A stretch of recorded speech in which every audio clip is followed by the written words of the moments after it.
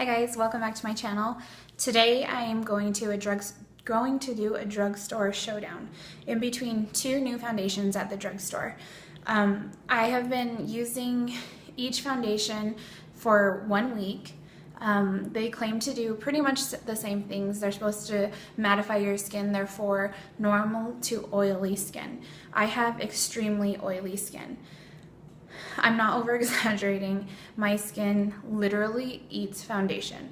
Right here in this area of my face, I cannot keep foundation on. It breaks up really bad. I have to constantly be powdering and then it gets cakey.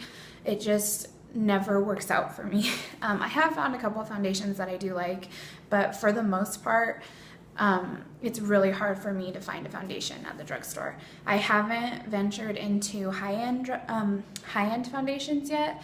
I just feel like there is pretty much always a drugstore alternative for a high-end product.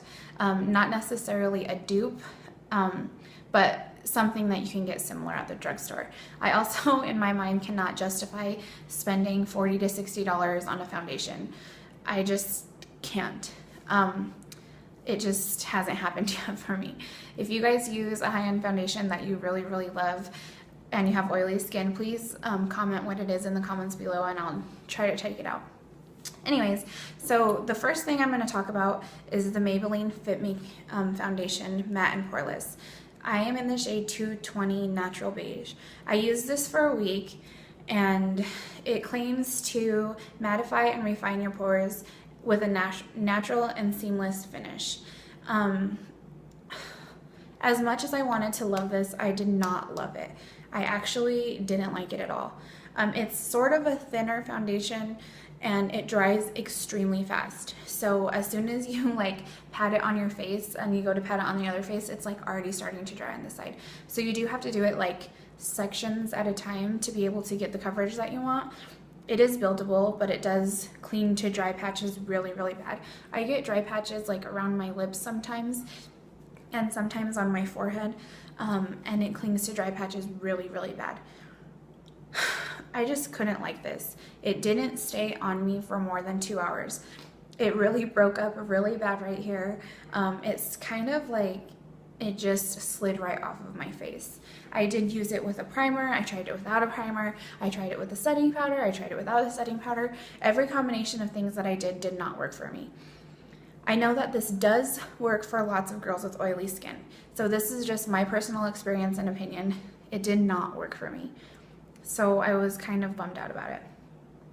After I tried that for a week, I got the Loreal Infallible Pro Matte Foundation. This is supposed to be a 24-hour wearing foundation with a demi-matte finish.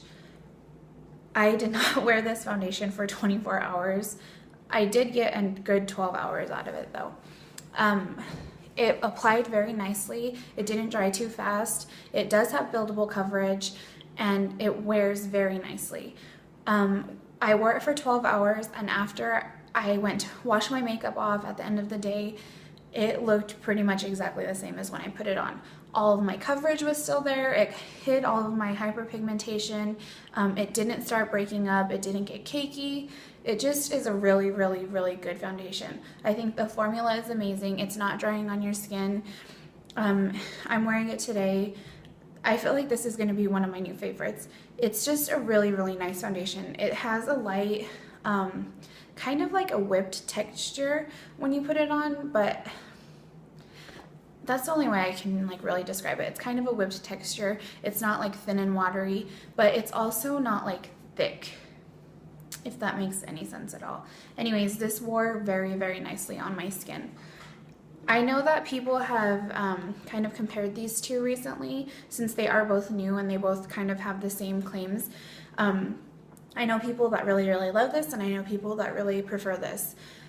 I personally would choose this 1,000 times over. I wasn't happy with this one at all. It just didn't stay on me.